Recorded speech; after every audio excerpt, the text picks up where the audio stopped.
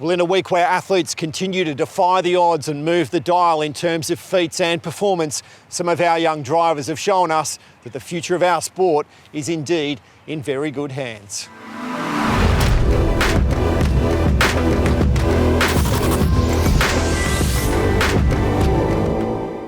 Hello and welcome to another edition of The Sprint Lane. This week brought to you by TIPPERARY Equine, who this season will be standing He's Watching an Ultimate Machete, of course supported by Harness Racing New South Wales Stallion Incentive Scheme.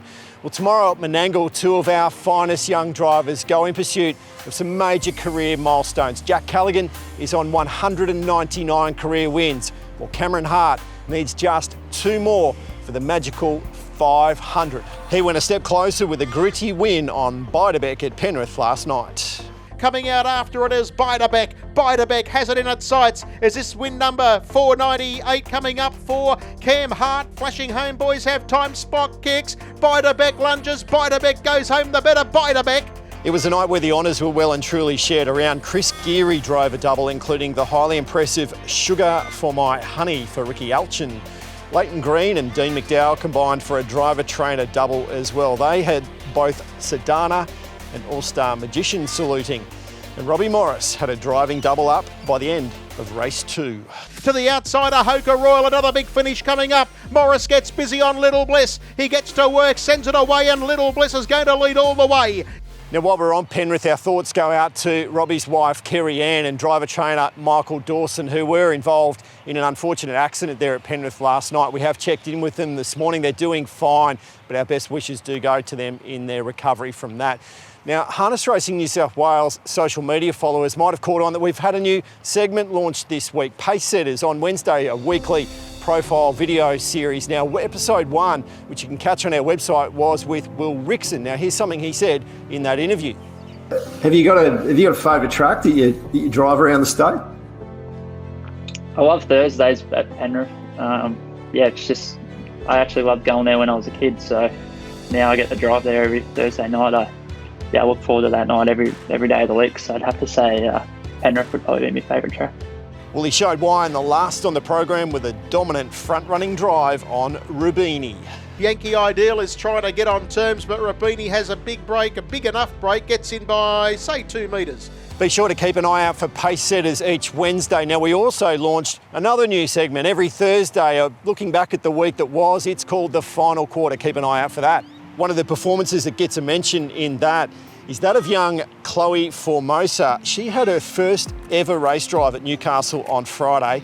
And what a way for the 16-year-old to introduce herself. Ultimate Force and Lightning Bob, nothing in it. Ultimate Force struck the front and it's 1-for-1 Chloe. 1-for-1 Chloe, Ultimate Force got it. Blake Jones had another big week. He kicked it off with a winner at Wagga with He's a Blaster.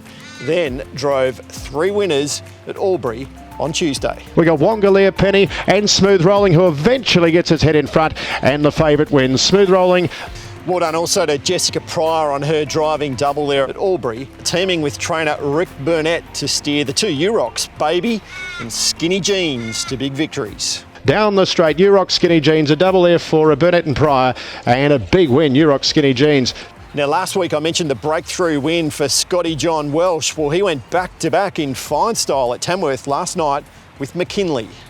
Now, a little bit of news, it's been released this morning. Sadly, the Club Menangle Country Series has had to be postponed because of the COVID situation here in New South Wales.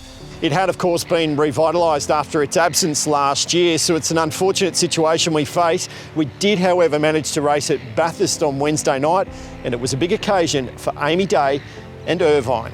My Alderman Andy in front, he's no good thing, no. Irvine along the inside, and look at Wattlebank Lass. Irvine, though, along the inner will get the job.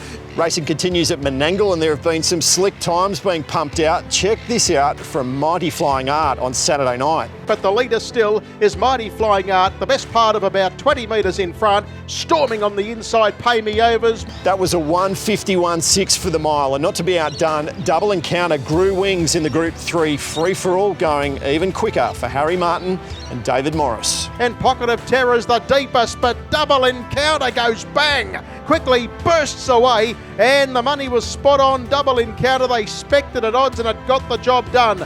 Mighty Flying Art will start as favourite in tomorrow night's Winter Championship final. Of course, the best place to catch all of that is on Sky Racing. Now, while you're on the couch, keep an eye on the Club Menangle Racing Facebook page. They've launched a new competition. It's the Inter-Dominion Virtual Race Series. It should be fantastic. There's some great prizes up for grabs in that too. So have a great weekend. Have a great week ahead. Please stay safe. Follow all the health protocols, and I'll catch you next week on the Sprint Lane.